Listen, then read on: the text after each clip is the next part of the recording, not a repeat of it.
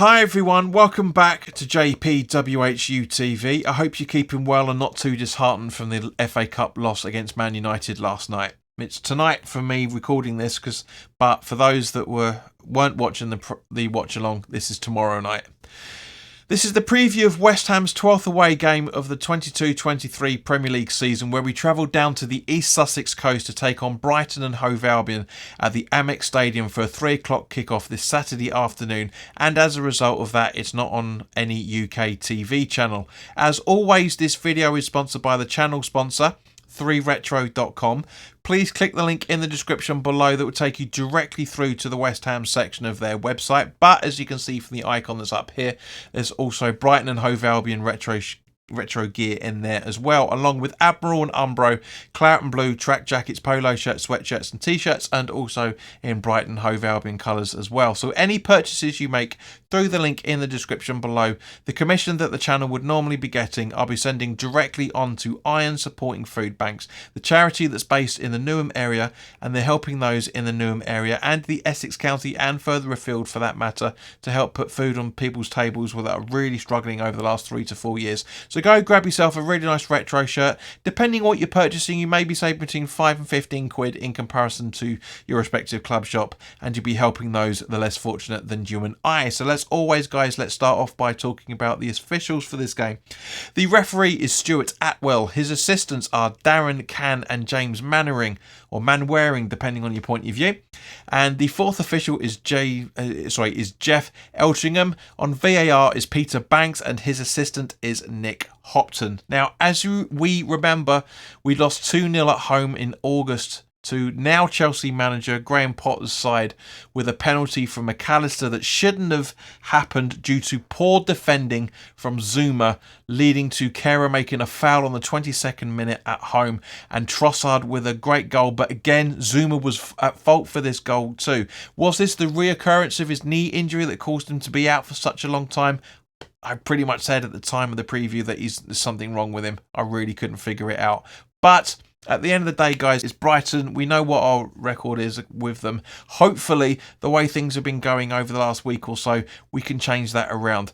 But at the last 5 games we've played at the Amex Stadium in the Premier League, because this is their 6th season in the Premier League now, we've won none, drawn 2 and lost 3. We've scored 4 goals out of those games. But as you remember, guys, David Moyes' Premier League record at the Amex isn't that much different. He's won none, drawn 1 and lost 2 as well for that matter.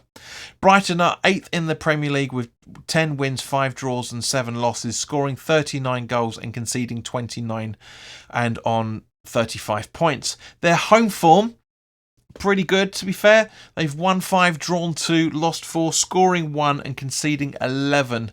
And they've won 2 and lost 3 of their last 5 home games. Now, under Roberto De Zerbi, I think you pronounced that, the go-to formation at home appears to be 4-2-3-1. So, even though you can argue that my formation in the starting 11 preview, when we come up to a little bit later in the preview, I should say, you can argue that it's a 4-2-1-3, but it's a 4-3-3, basically. And I do think we genuinely should be rocking up with that formation, especially the way things have been going recently.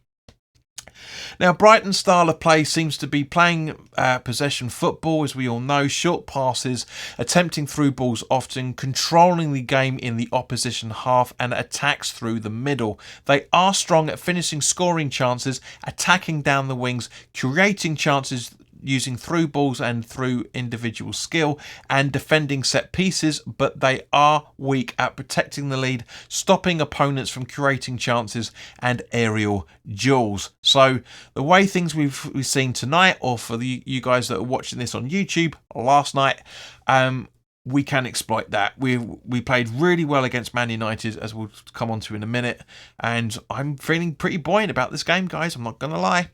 Turning to injuries, Adam Lallana is being assessed for a thigh injury and Mwepu is out with a heart condition, bless him, and neither have a potential return date as yet. Moda is out until mid-April due to a knee injury. Estupinanan, I think you pronounce that, is 25% chance to return due to a thigh injury. Billy Gilmore is also a 25% chance of returning for a muscular injury. Colwill is being assessed for a lack of match fitness by the looks of it from a muscular injury he picked up earlier in the season. And Solly March is 50% of chance of returning from a knock. So West Ham's history, the way things are with players that have played very well against us and are out with a knock, he's more than likely going to be involved at some point, I'm guessing. Maybe even in the starting 11. We'll have to wait and see.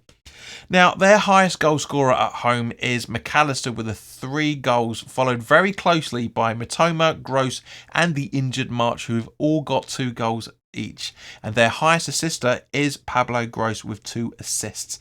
Now, of course, that's slightly different because one of the highest assisters and goal scorers is no longer at the club because he went on to move on to Arsenal. Player for the name escapes my name for the moment, but you guys know who I'm talking about.